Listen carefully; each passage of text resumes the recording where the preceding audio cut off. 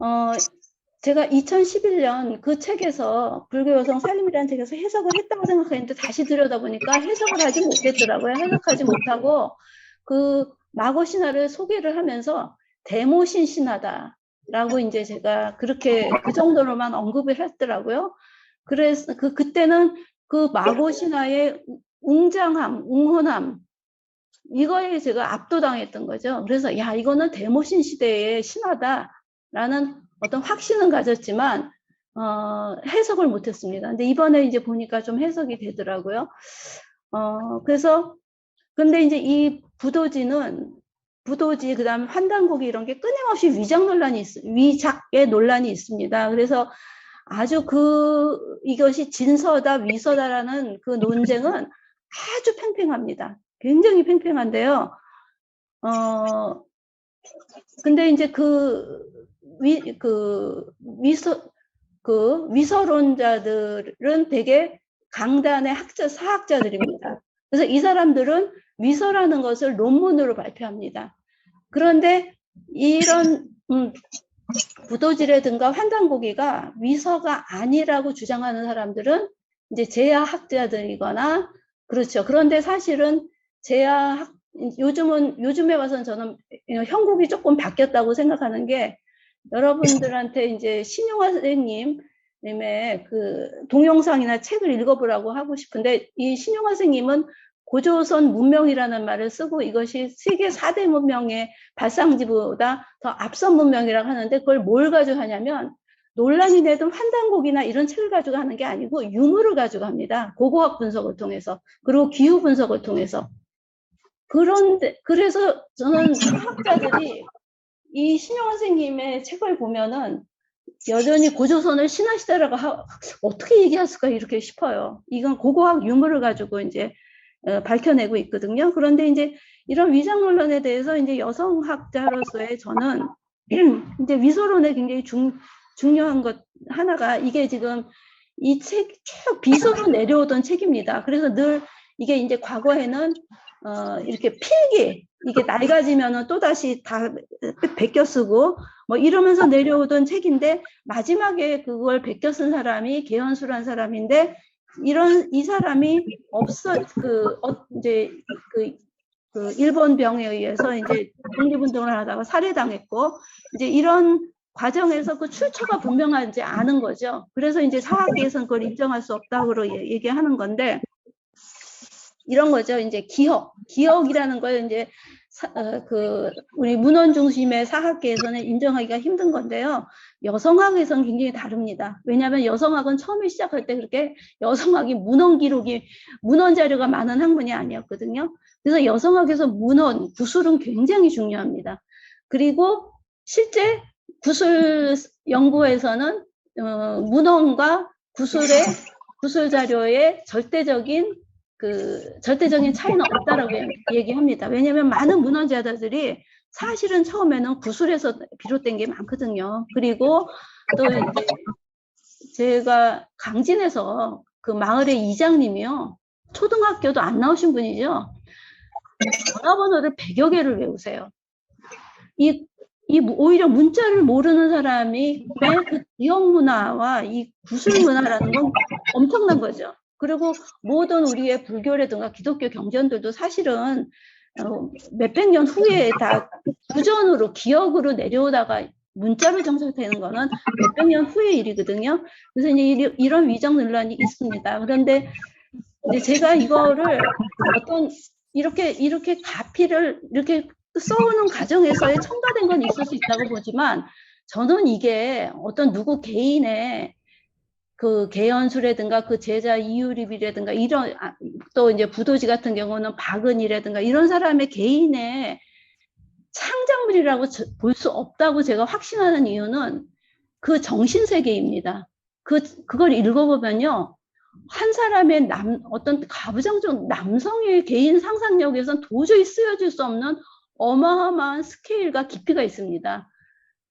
저는 그래서 이거는 위서일 수가 없다. 물론 이제 부분적으로 전 첨가되고 이런 건 있을 수 있다고 봅니다. 근데 그건 핵심이 아니죠. 그리고 이제 이런 입장을 가지신 분을 제가 찾았어요. 이기동 성균관대 사학자 이기동 교수님이더라고요. 그래서 잠깐 있다가 그 동영상을 보겠습니다. 자, 그래서 이제 부도지르, 예, 보는데 먼저 그거부터 그 이기동 선생님의 왜 이기동 교수님도 그 환단곡이나 이런 것들을 진서로 보는지, 자, 그거에 짧은 동영상이 있습니다. 그거를 한번 보겠습니다.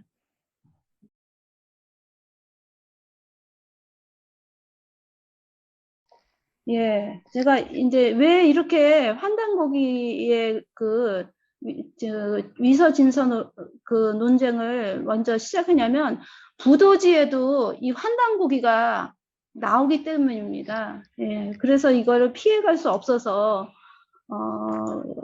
그런 거고요. 그래서 여기 이제 위서론이 있고, 그래서 아까 얘기했듯이 위서론은 이제 사학자들이 많이 하는데, 논문으로 쓰죠. 논문으로 세세하게, 하나하나 꼬투리를 잡아서 하는데, 이제 진서론자들의 이제 또 반박도 만만치 않은데요. 이 사람들은 학자들이 아니거든요. 그래서 대응 방식을 보니까 유튜브를 요즘 많이 활용하더라고요. 그래서 유튜브에 이제 진서론으로 찾아보면 굉장히 많은 것을 볼 수 있습니다. 그런데 이제 예, 이런 것들이 이제 현실이고요. 그다음에 그래서 제가 여기에서 이게 논문도 진서론에 대한 논문이 더 많다고 이게 지금 이런 분석이 나왔는데, 이게 지금 대중교적에서 분석이 돼서 제가 얼마나 객관적인지 모르겠어요. 그리고 이제 이런 것들이 이어지고 있다라는 거를 좀 썼고요. 예, 얘기했고요. 그래서 다시 이제 맨 앞에 이제 그 부도지 얘기로 가서요.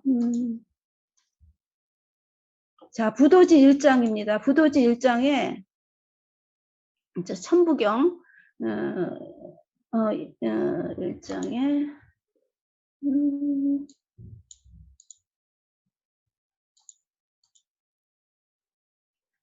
부도지 1장에 그 천부의 그 마고성은 천부에 부합한다, 이런 뜻이 나오거든요. 그 천부라는 거는 천부경에서 나오는 천부인데요. 이 천부는 하늘의 뜻에 부합한다는 겁니다.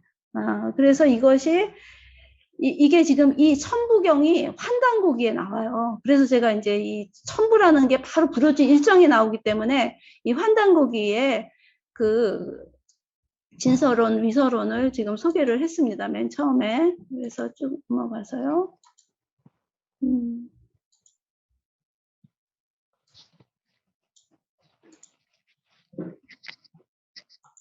이걸 위장 논란은 그냥 넘어가겠습니다. 이 정도 소개하고요. 그 다음에 이제 1장이 보면, 마고성은 지상에서 가장 높은 성이다.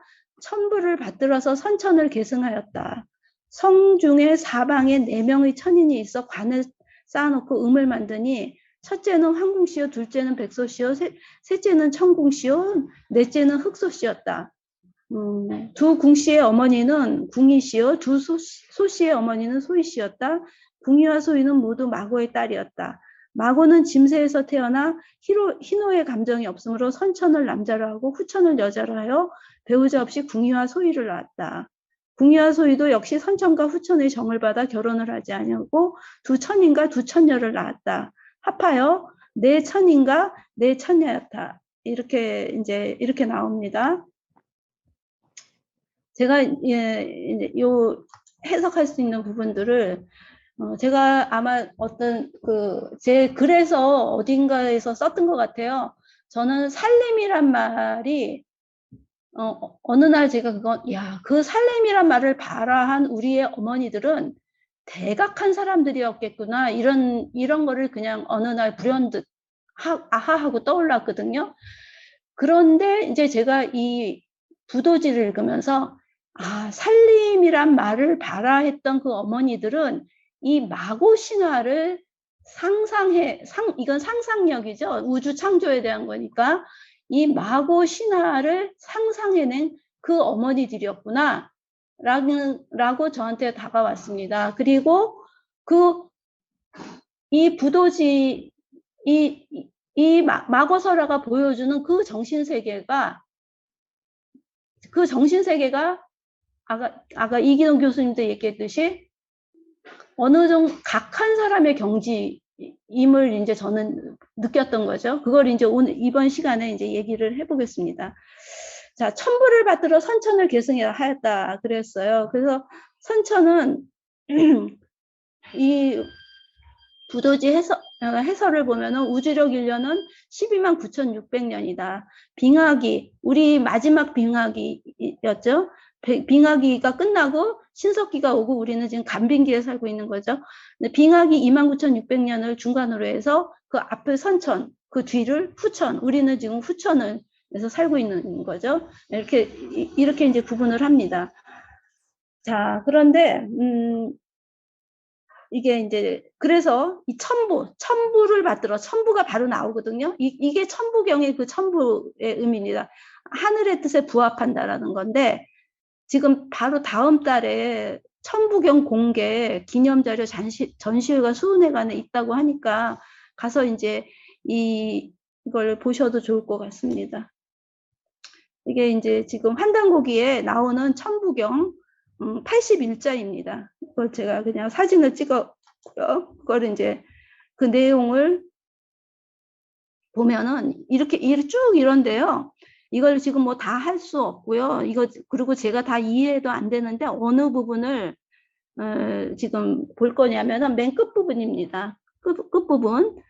자, 이게 이제 우리가 천지인 합일인 거죠. 그죠? 천지인 합일. 우리 동학에도 나오는 인내천. 그 합일 사상이 바로 여기에서 나오더라고요. 이 천부경에서 어떻게 나오냐? 사람 명 인중 천지일. 사람은 천지의 가운데 있고, 그죠? 가운데 있어서 하나다. 즉 천지인이 하나라는 얘기죠. 그리고 일종무중일. 하나는 끝없는 하나로 끝나네. 이 끝이 저는 핵심이라고 보는데요. 이거는 지금 하나 사상이죠. 그죠? 이게 이제 큰 우리의 정신세계를 쭉 정신세계의 핵심인 정체성이라고 보여줍니다. 이게 천지인 합일인데요. 자, 이 천지인 합일을 그리고 굉장히 하나 공동체적인 거죠. 자, 그런데 여기서 이제 제가 이제 같이 생각해 보자고 하는 게 굉장히 문법적으로는 형용 모순인 우리라는 어법을 한번 생각을 해보자는 거예요. 자, 우리라는 어법은 보면 저는 이 하나 정신에서 나오지 않았을까라는 생각을 지금 천부경을 보면서 생각을 했습니다. 예를 들면 우리가 친구들한테 어렸을 때 친구를 자기 집에 데려가면서 뭐라고 하냐면 내 집에 가서 놀자 그러지 않아요. 우리 집에 가서 놀자라 그래요. 그죠? 영어로는 도저히 안 되는 거죠. 그죠? 네. My home, my house라는데 우리는 our home, our house라는 말을 쓰고 있는 거죠. 그리고 우리나라라는 말을 쓰고요.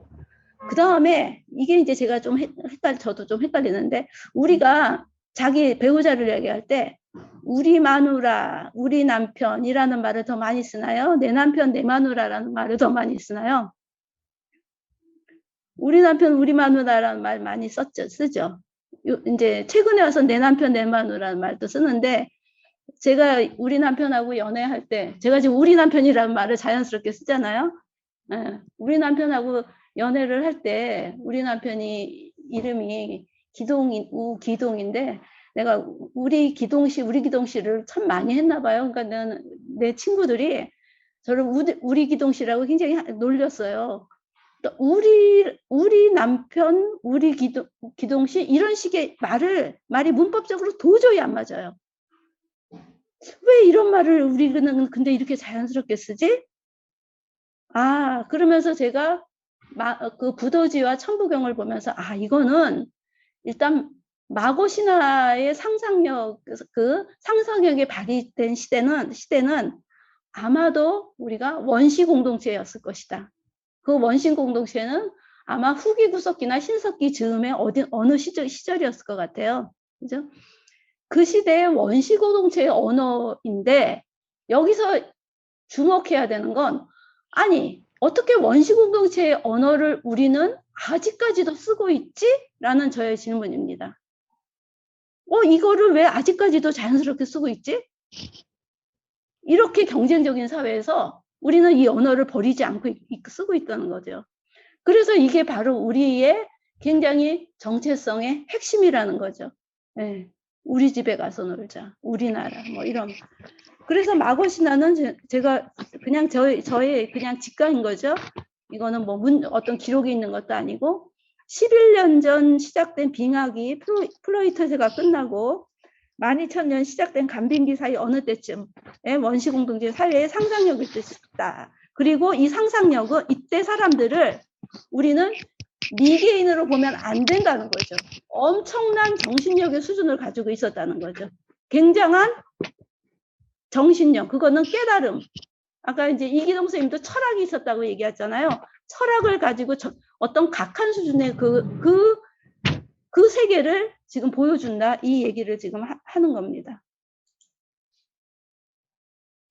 그래서 자 보면 계속해서 보면 성중의 사방에 4명의 천인이 있어서 관을 쌓아놓고 음을 만드니 첫째는 황궁시 쭉 나오죠. 관을 쌓아놓고 음을 만드니는 피리를 말합니다. 피리. 예, 피리인데요. 지금 현재 발견된 가장 세계에서 오래된 피리는 제가 아마 이게 1강 때 첫 번째 강의 때 얘기했을 겁니다. 3만 전의 독일의 홀레페츠 동굴의 피리입니다. 3만 전 전부터 피리를 만들어서 주석기인들이 음악을 연주하고 노래를 만들었습니다.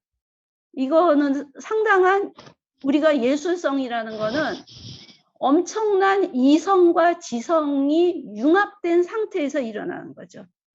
우리가 후기 기석기인들을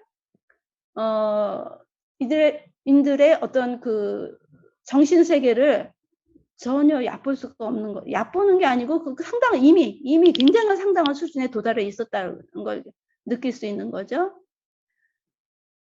그 다음에 이제 여기서 마고는 짐스에서 나타나 희노의 감정이 없다고 나옵니다. 자, 희노의 감정이 없다는 건 무슨 얘기냐면요.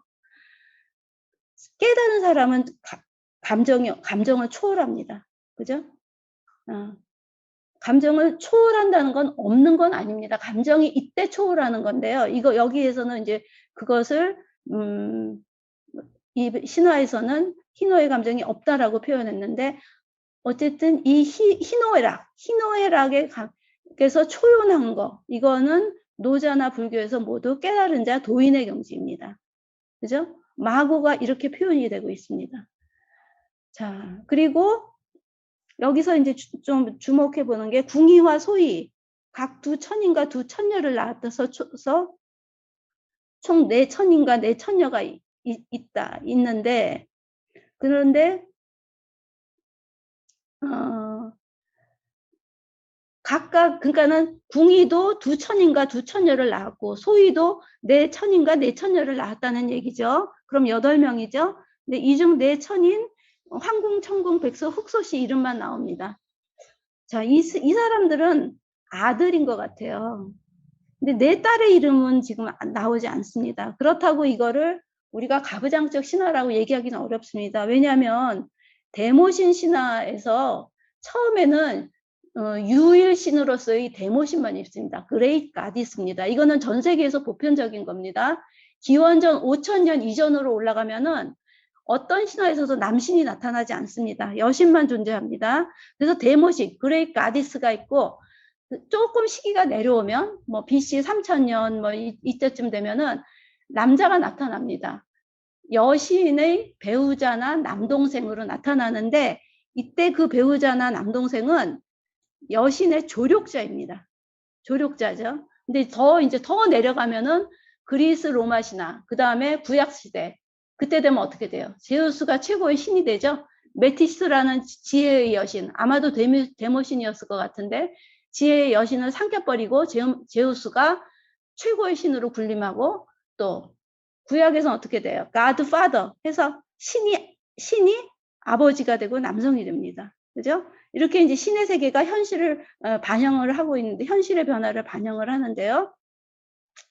아무튼 근데 여기에서는 내 딸의 이름이, 궁이와 소이가 낳은 딸의 이름은 나오지 않지만 아직은 이 황궁, 천궁, 백서, 흑소라는 이 아들들은 지금 마고의 손자이죠. 손자인데 아직은 사람이 아닙니다. 천인이기 때문에. 그런데 조력자이다. 왜 음악으로 지금 이 천지를 다스리거든요. 그 직책을 맡습니다. 그리고 이제 이 8명이 두 명씩 부부가 되면 4쌍이죠. 이 4쌍이 3명씩 자식을 낳아서 최초의 12명 인간이 마고성에서 나옵니다. 이게 이제 4장에 나오고요. 그리고 마고가 이 4천인과 4천녀에게 명해서 겨드랑이를 열어서 출산합니다. 다 동정생식입니다. 이게 지금 궁이와 소이까지는 동정생식이고요. 여기에서는 4천인과 처녀가 결혼을 했는데 겨드랑이를 열어서 출산을 합니다. 그래서 각각 3남3녀를 낳아서 이들이 지상에 처음으로 나타난 인간의 시조였다. 이렇게 나옵니다. 그래서 이거는 이제 쭉 마고에서 이어지는 계보입니다. 그래서 황궁, 아까 얘기한 그 궁이가 나온 황궁씨 아들, 그죠? 황궁에서 유인씨, 환인씨, 환웅, 그죠? 환웅에서 인검씨, 부루씨, 음루씨에서 박혁거세로 연결됩니다. 이게 이제 박혁거세로 연결되는 이유가 황당고기가 부도지가 그 이유는 뭐냐면 이게 신라 시대 때 박재상이 지금 이 환당고기 기록을 필사를 했던 겁니다. 해서 그게 쭉 김신습을 통해서 내려오기 때문에 이게 이제 박재상도 박혁거세 집안인 거죠. 그렇게 해서 연결이 돼서 이제 박혁거세로 연결되고 여기서 이제 계속 여기서 갈라지겠죠. 환웅에서 뭐 주몽으로 연결되고 뭐 이렇게 되겠죠. 그 다음에 이제 마고신화 2장을 보면은 이게 여기 너무 아름다워요. 저는 신화가 이렇게 아름다운 신화를 본 적이 없어요. 음악으로 천지창조를 합니다. 자, 선천시대에는 오직 판려의 음만이 하늘에서 들려왔고 실달성은 원시지구입니다. 실달성과 허달성, 마고대성이 모두 이음에서 나왔다. 짐세 이전에 율려가 몇 번 부활해요. 율려는 지금 현재 국악에서는 어떻게 되냐면 양률인 육률과 음려인 육려로 구성되는 게 율려입니다. 즉 무슨 소리냐? 양률이라는 건 양의 소리죠. 음려는 음의 소리죠. 즉 무슨 소리냐? 소리로 음양을 표현하고 있습니다. 그죠? 음양의 기운을 음소리, 양소리로 잡아낸 이 신화시대 사람들의 모습을 볼 수 있습니다. 자, 율려가 몇 번 부활하여 짐세 이전에 율려가 몇 번 부활해서 별들이 출현했고 짐세가 몇 번 종말을 맞이할 때 희노의 감정이 없는 마고가 선천을 남자로 후천을 여자로 하여 배우자 없이 궁이와 소이를 낳았다. 자, 보세요. 이게 자기의 자식을 낳는데 이게 뭐예요? 이 출산이 우주적이죠? 근데 이게요.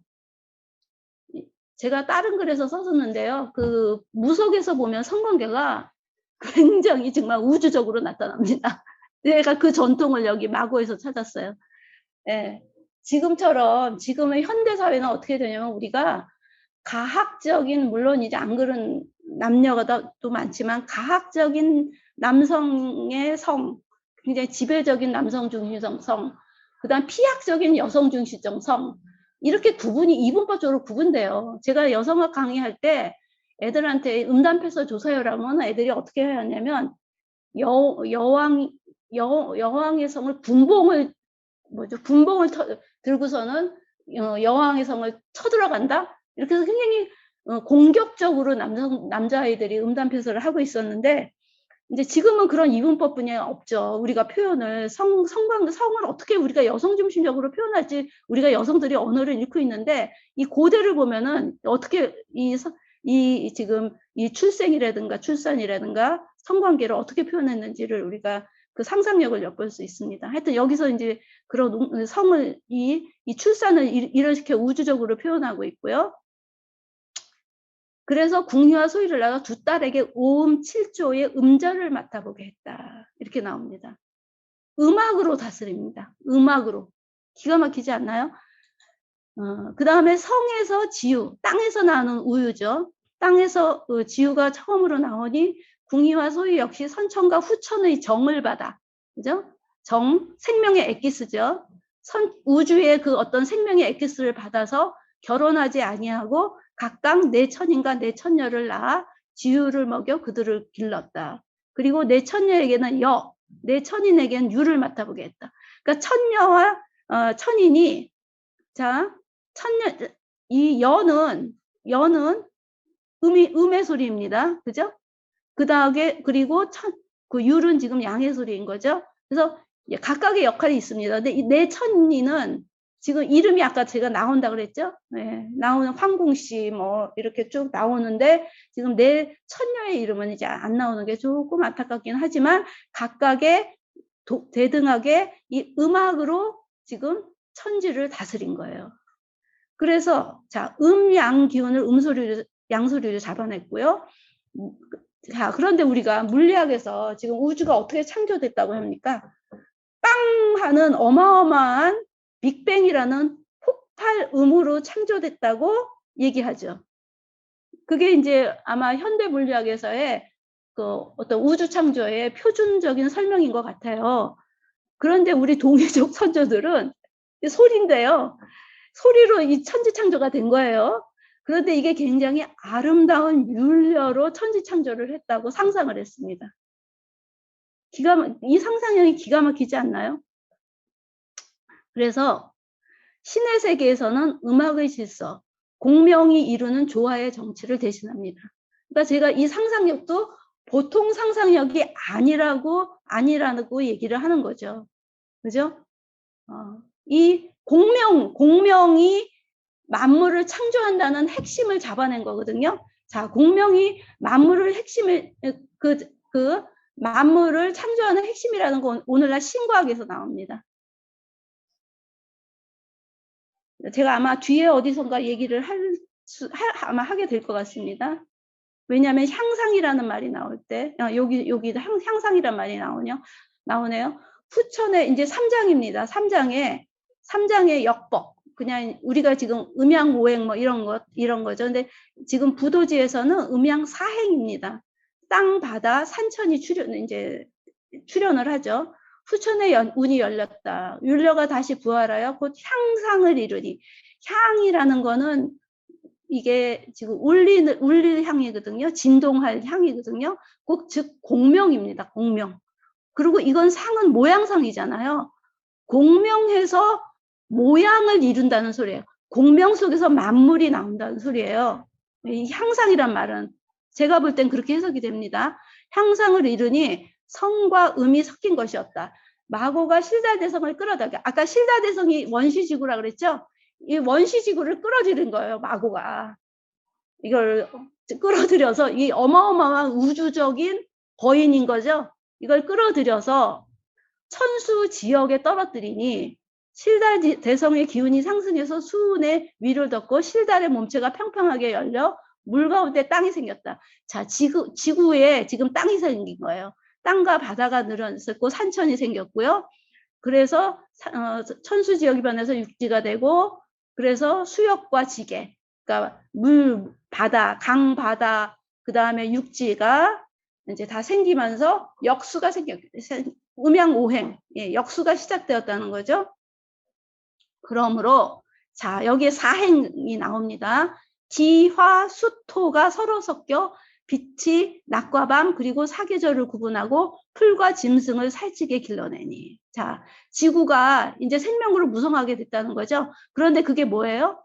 자, 음양은 지금 율려의 소리 속에서 이미 음양의 기운이 작동했죠. 작동하면서 기화수토. 이 기화수토는 여기에서 지금 오늘날의 음양오행은 시간이 지나면서 점점 더 변하겠죠. 거기에 이제 금이 들어오는데 여기서 금은 지금 금의 기운은 근본적인 기운으로 보지 않은 거죠. 기화수토. 이거는 불교에서 얘기하는 지수화풍하고 정확하게 일치합니다. 토가 지죠. 수, 화, 풍. 불교에서 풍이라 하는 것을 지금 부도지에서는 기로 표현하고 있습니다. 불교에서는 지수화, 이 세상의 모든 만물은 지수화풍 4대의 인연으로 만들어진다. 이렇게 얘기합니다. 부도지도 사실 똑같은 얘기를 하고 있는 겁니다. 기와 수토가 서로 섞여서 빛이 낮과방 그리고 사계절을 구하고 풀과 짐승을 살찌게 길러내니 같은 얘기를 하고 있습니다. 그래서 모든 땅에 일이 많아졌다. 이에 내천인이 만물의 본음을 나눠 관정하니 토를 맡은 자는 황이 되고 이게 이제 사행의 색깔이 나오죠. 수를 맡은 자는 성이 되고 각각 궁을 만들어. 궁과 소는 어떤 옛날에 우리가 소도라고도 하고 무슨 어떤 건축물인 것 같아요. 신전 같은 거나 아니면 이제 성 같은 거 이런 거인 것 같습니다. 각각 궁을 만들어서 직책을 수여했어요. 그리고 기를 맡은 자는 백이 되고 활을 맡은 자는 흑이 돼서 각각 소를 만들어서 직책을 지키니 왜 이 소가 우리 고구려의 첫 성인 무슨 성이라 했더라? 오녀산성에도 보면은 이게 이렇게 피라미드처럼 계단형의 그 제단이 있다고 그러잖아요. 그런 거를 이제 소라고 표현을 했는지 그런 소를 만들어서 직책을 지키니 이로 인하여 성씨가 되었다. 이로부터 기와 화가 서로 밀어 하늘에는 찬기운이 없고 수와 토가 감응하여 땅에는 어긋남이 없었으니 이는 음상이 위에 있어 언제나 비춰주고 향상이 아래에 있어 듣기를 고르게 해주는 까닭이었다. 이게 이제 화학 오늘날에 신과학에서 얘기하는 거로 보면은 우주가 이제 어느 정도 평형을 찾은 겁니다. 평형이 이제 그 찾은 것을 얘기를 이제 말하는 거고요. 자, 향상은 울릴향 모양상이죠. 진동, 공명으로 하늘과 땅, 곧 만물이 이루어진다.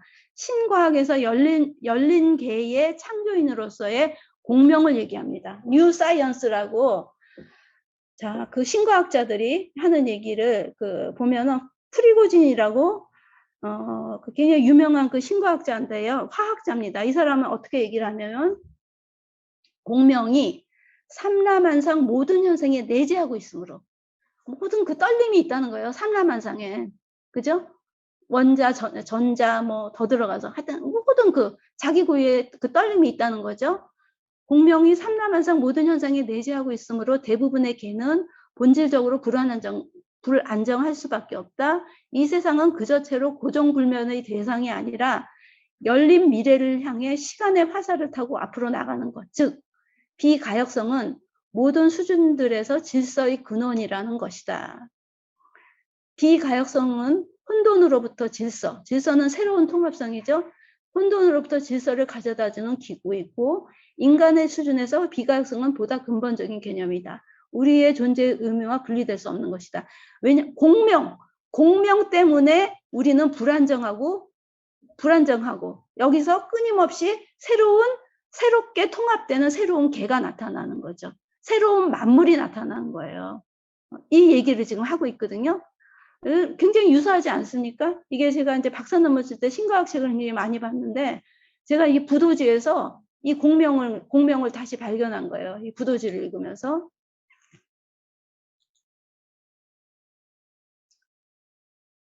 자, 그 다음에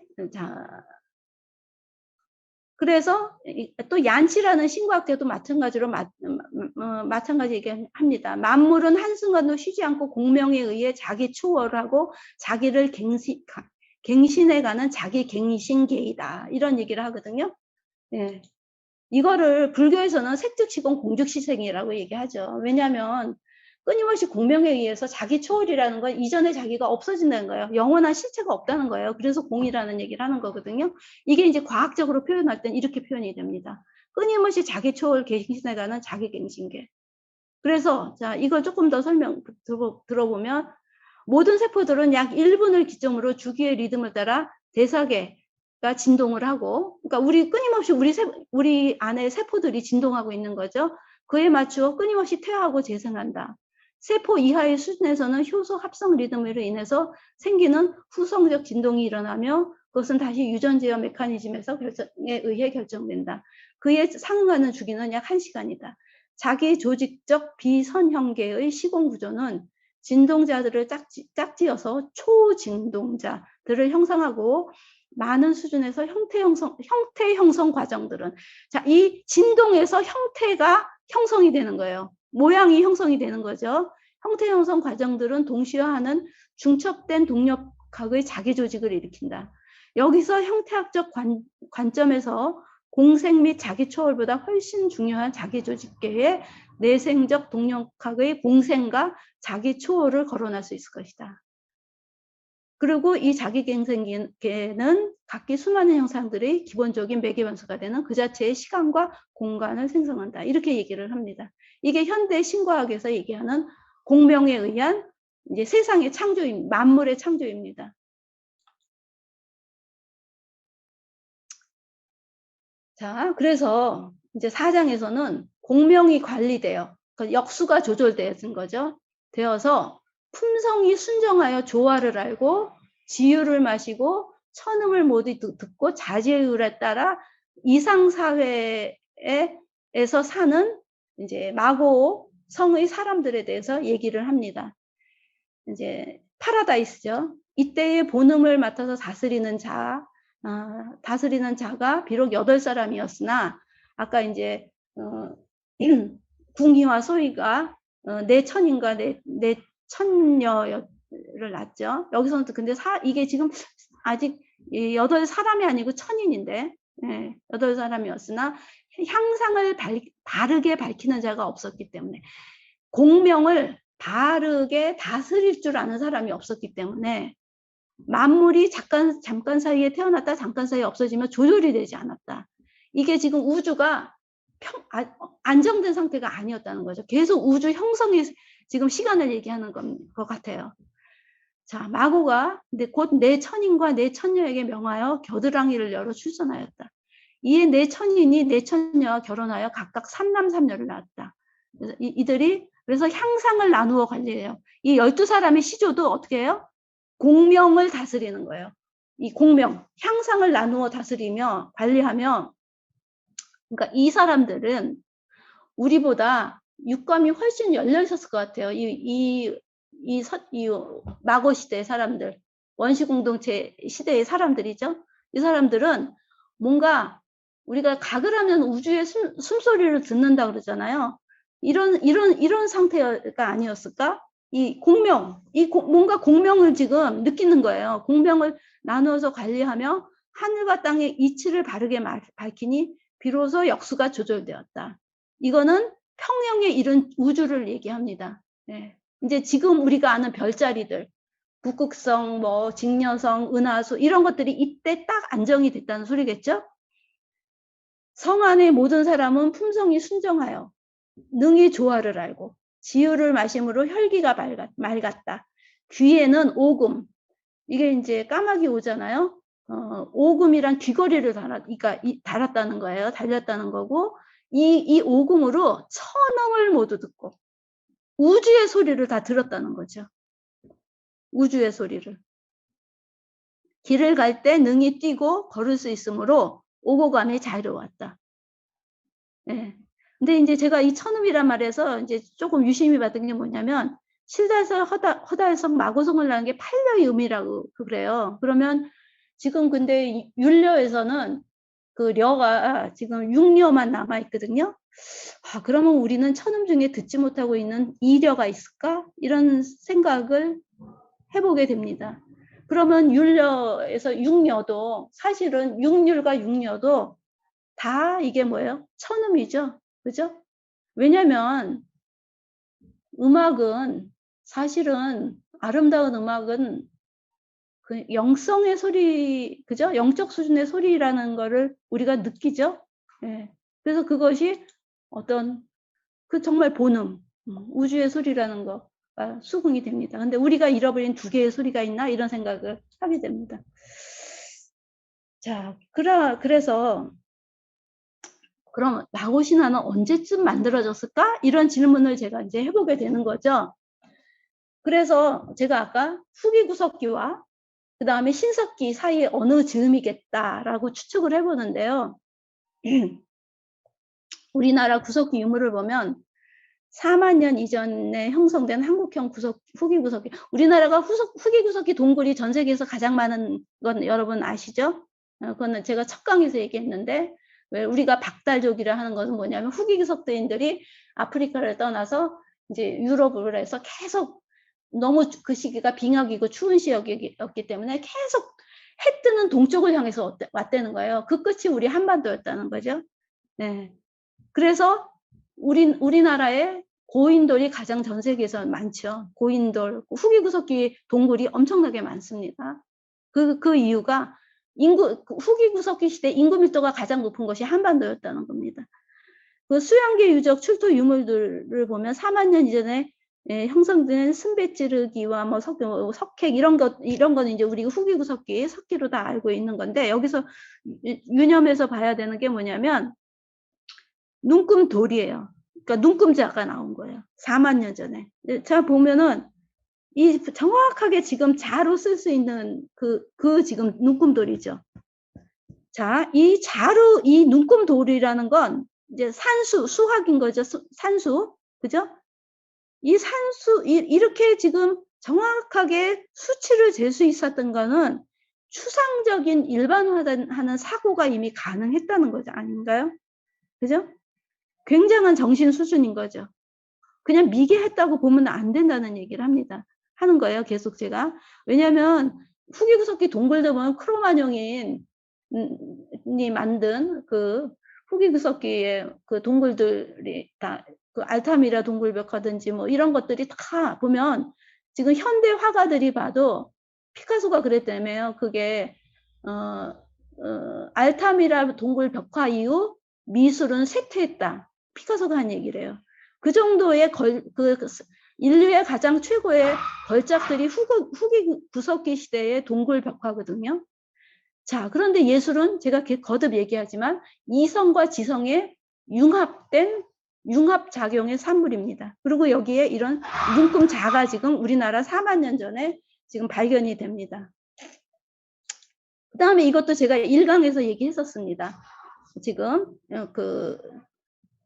스트링 레볼루션, 여성이 일으킨, 우리가 어그리컬처럴 레볼루션은 그거를 우리가 인류의 1차 혁명이라고 배워왔는데 그게 아니라는 거죠. 그거보다 지금 27,000년, 22,000년 전에 이 역군 기술이 발달되는 거죠. 네, 이게 다 이제 비너스상에서 이게 처음에는 따은머리 뭔지 몰랐는데 보니까 이게 다 모자였다. 그리고 이게 다 역군 치마를 입은 거였다라는 거잖아요.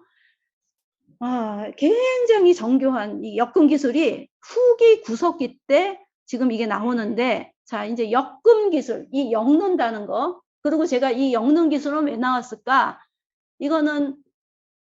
저는 이거를 돌봄을 위해서 나왔다. 왜? 하나라도 자기들이 채취하거나 바닷가에서 잡은 생선을 동굴이나 그 캠프에 있는 노약자들을 먹이기 위해서 운반을 했어야 되는 거죠.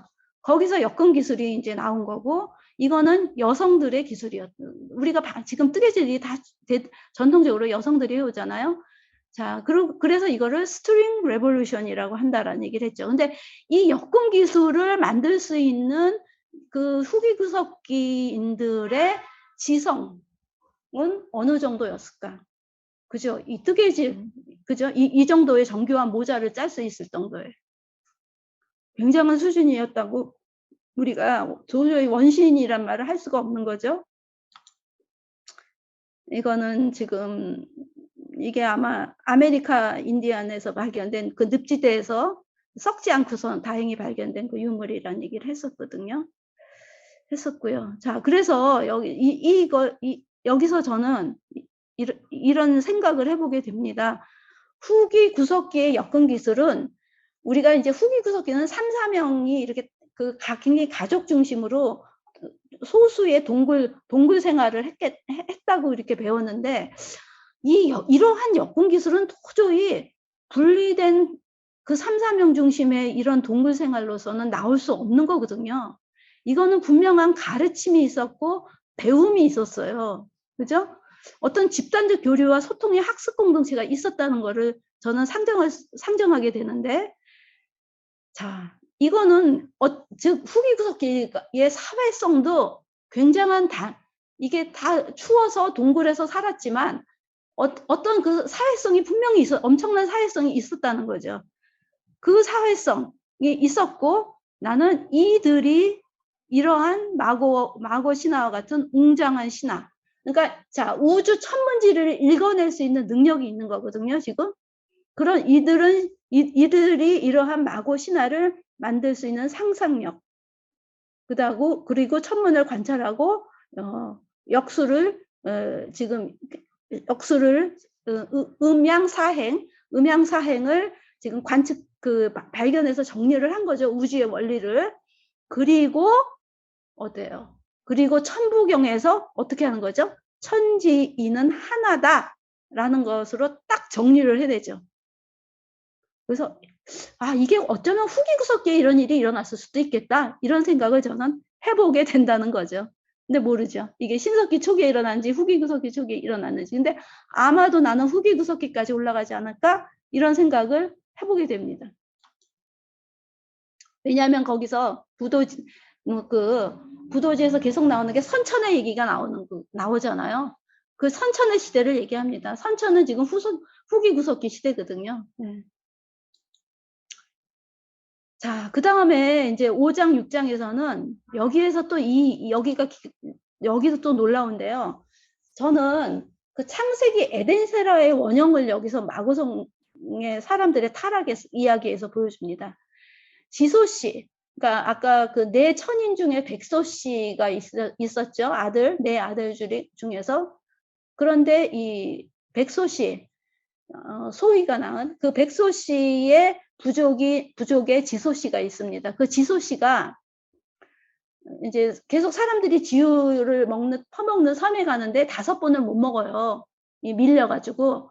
그래서 배가 고파가지고 그냥 포도를 우연히 따먹었어요.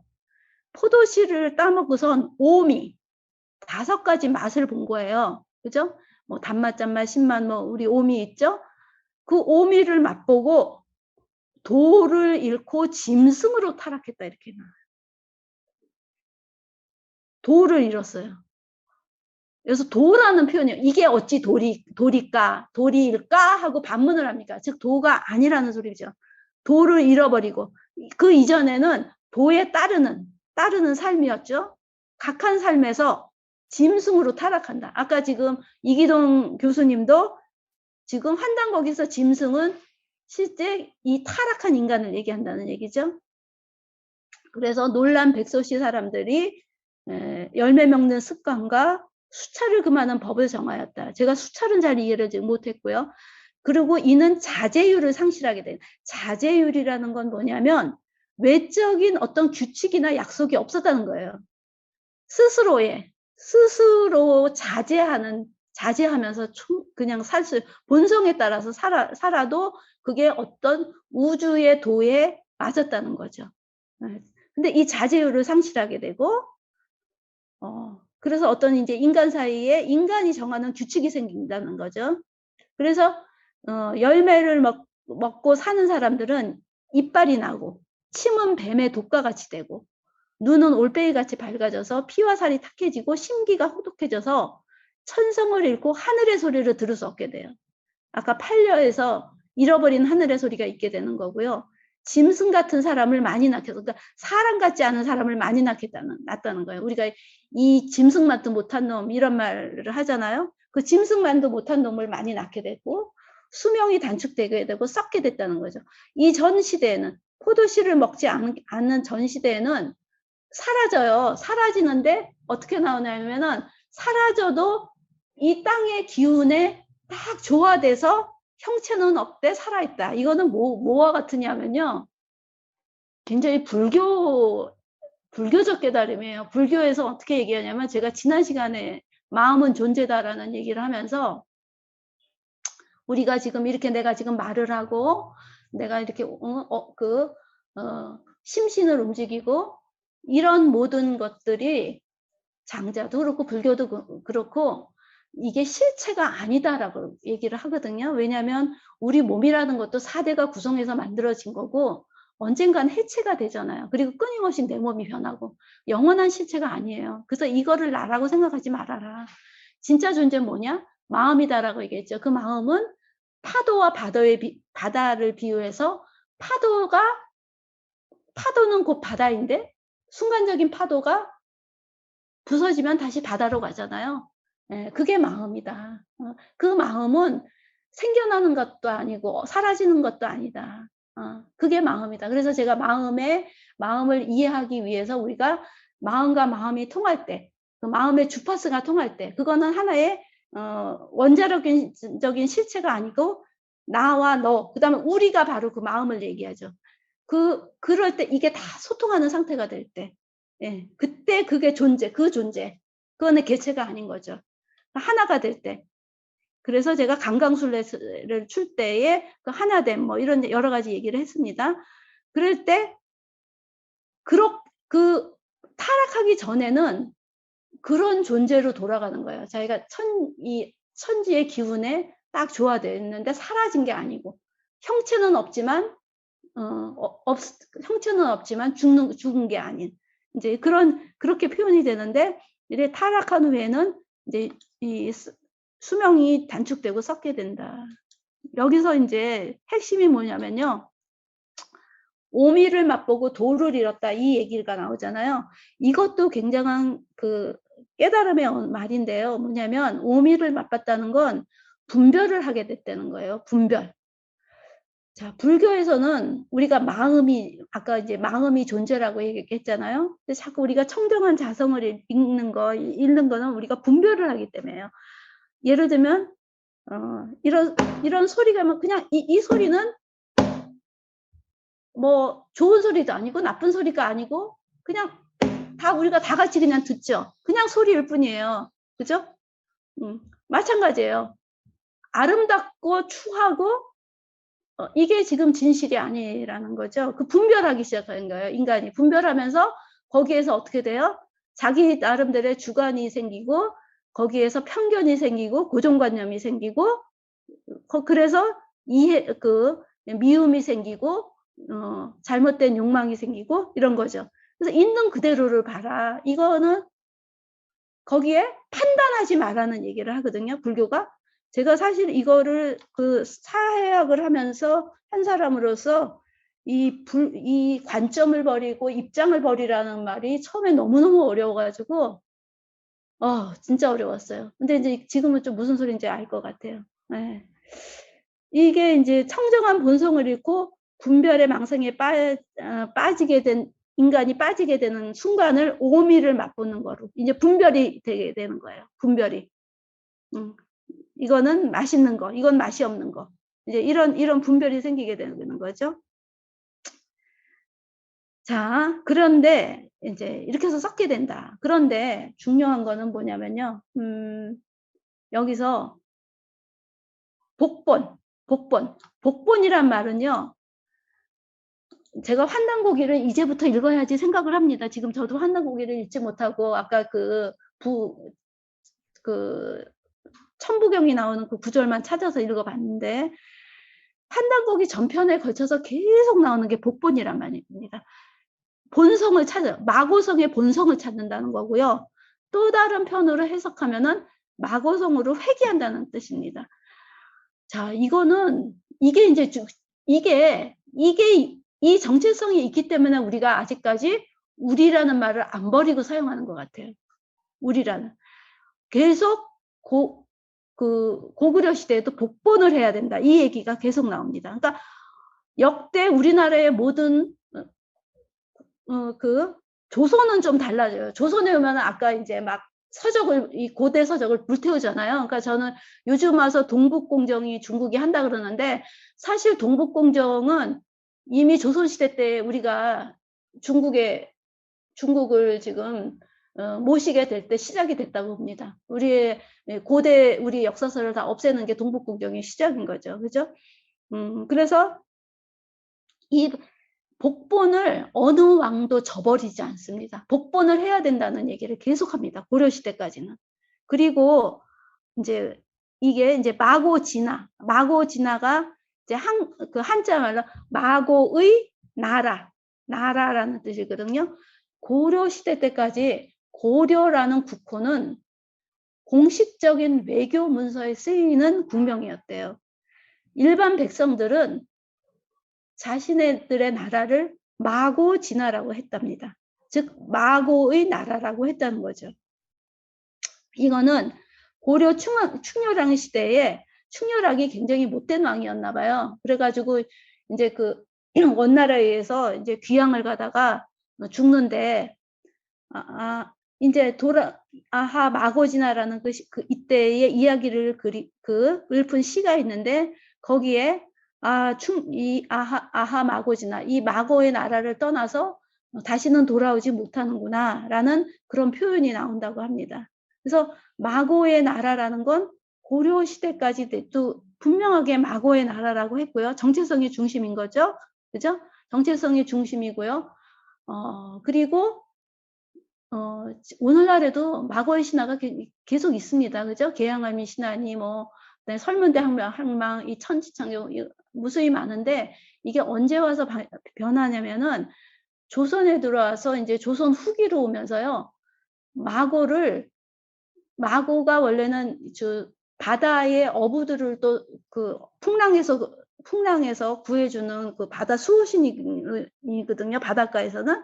근데 이제 그게 조선 후기에 오면은 요괴가 됩니다. 마귀가 돼요. 그래서 풍랑을 일으켜서 그 어부들을 빠뜨려 죽이는 이런 신으로 변합니다. 그러면서 그 신화가 어떻게 나오냐면 제가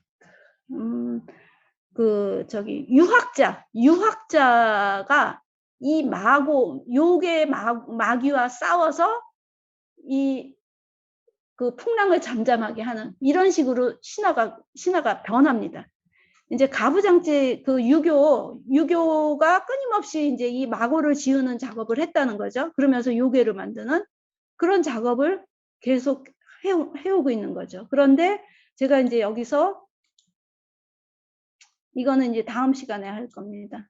다음 시간에 할 건데 여기서 이제 핵심은 뭐냐면 이제 정리를 하자면 제가 이제 토속 문화 그러니까는 이런 거죠. 불교나 노자에서도 이 불의의 마음을 얘기하는 거예요. 근데 이제 제가 이 생각을 한 거죠. 불의의 마음이 이런 경전이 만들어졌을 때만 우리가 이 불의의 마음을 알았을까?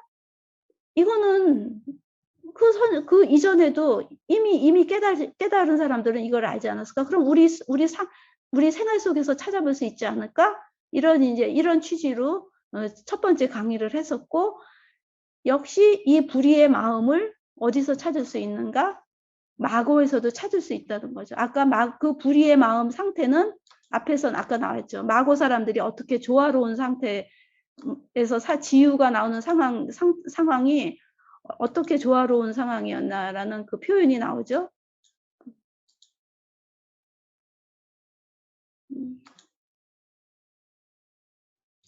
품성이 순정해서 능히 조화를 알고 이렇게 나오죠. 그리고 천음을 모두 듣고 이런 조화로운 상태 이게 불의의 마음 상태인 거예요. 이 불의의 마음 상태를 이 마고 신화에서는 이렇게 품성이 순정하여 능히 조화를 알고 천음을 듣고 혈기가 맑은 이런 상태로 표현합니다.